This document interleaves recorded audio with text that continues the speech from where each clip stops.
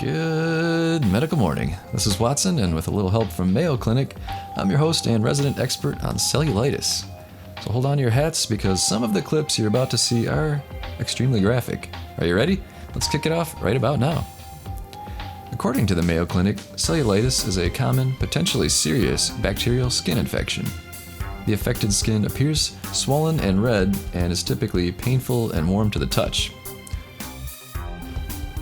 Cellulitis usually affects the skin on the lower legs, but it can occur on the face, arms, and other areas.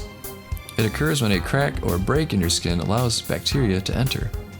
Left untreated, the infection can spread to your lymph nodes and bloodstream and rapidly become life-threatening. It isn't usually spread from person to person. Cellulitis is a common reason for emergency room visits, and if left untreated, can extend to deeper subcutaneous tissues and cause sepsis.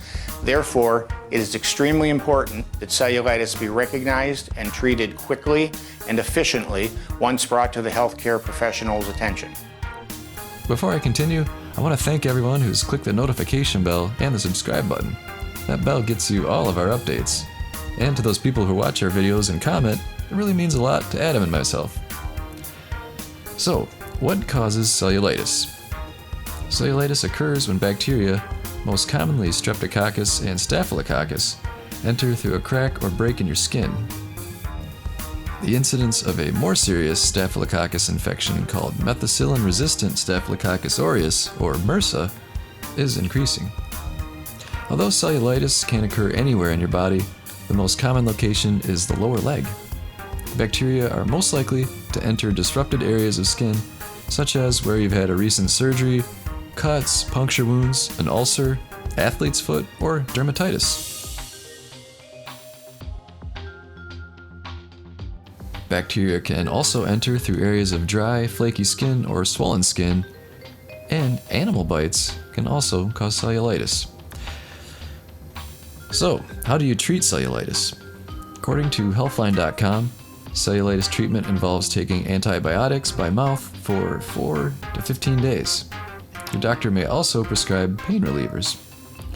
Rest until your symptoms improve. Raise the affected limb higher than your heart to reduce swelling. Cellulitis should go away within 7 to 10 days after you start taking antibiotics. You might need longer treatment if your infection is severe due to a chronic condition or a weakened immune system. Even if your symptoms improve within a few days, take all the antibiotics your doctor prescribed. This will make sure all of the bacteria are gone. So there you go. I hope you learned a little about cellulitis with this deep look video. And please leave a comment below and tell us why you watched the video. We'd appreciate the feedback. See you next time. Have you ever found yourself wanting to whiten your teeth, but those white strips are too inconvenient or too expensive? Maybe they cause gum irritation. Well, I think it's time that you pick up teeth whitening pens.